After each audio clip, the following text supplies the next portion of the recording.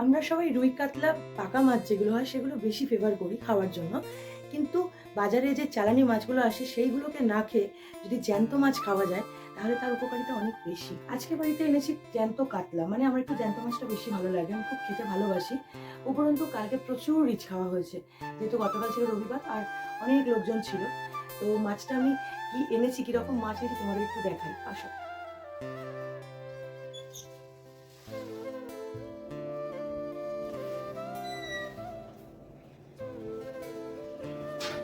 তো এনেছি জ্যান্ত কাতলা, ভীষণ ভালো লাগে জ্যান্ত মাছ। তুমি আমাকে ভাজা দাও আর যাই দাও, আমার ভীষণ ভালো লাগে।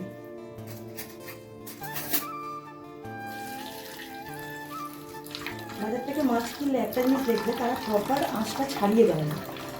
তো মুখ দিয়ে যখন তুমি আঁশ ফুটবে না, দেখবে আঁশ ভেতরে লেগে যায়, কখনো মুখে ব্যথা করে। আমার তো করে ভীষণভাবে, আমি পারি না। তো আমি যদি এরকম পাতলা চামচ বা ছুরির যেদিকটা ধার তার উল্টো দিই দিয়ে এইভাবে অপোজিট ডিরেকশনে মানে প্রেশার দিলে আরামসে আঁশগুলো বেরিয়ে আসে। আমি এইভাবেই আঁশ ছাড়াই।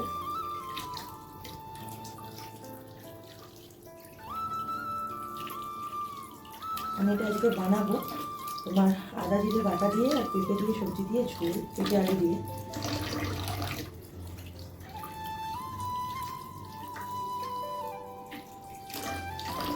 এতগুলো মাছ আমি করবো না, অ্যাকচুয়ালি মাছটা আমি কিছুটা ফ্রিজে রেখে দেবো।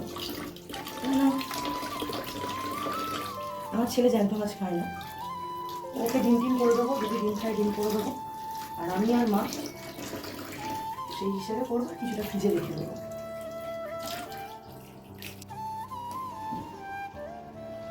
আমার মাছ ধোয়া হয়ে গেছে, আমি কিছু মাছ তুলে রাখবো।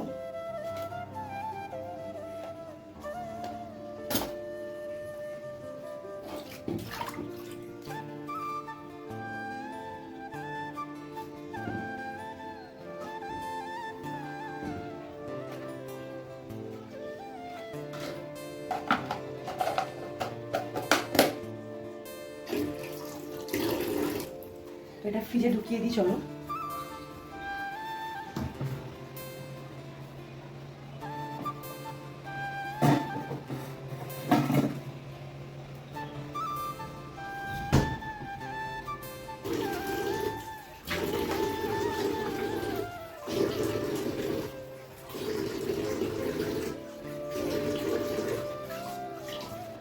মাছটা নুন হলুদ মাখিয়ে রাখি একটু।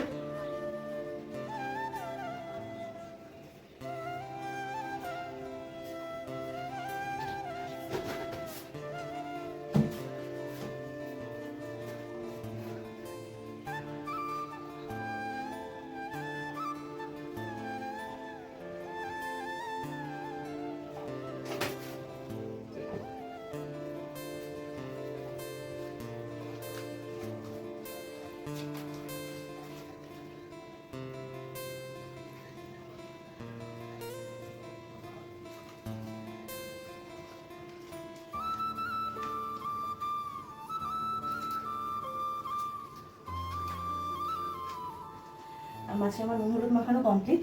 এবার এটাকে কিছুক্ষণ রেখে দেবো, দেন ভাজবো। তারপরে ওই আদা জিরে বাটা দিয়ে ঝোল করবো।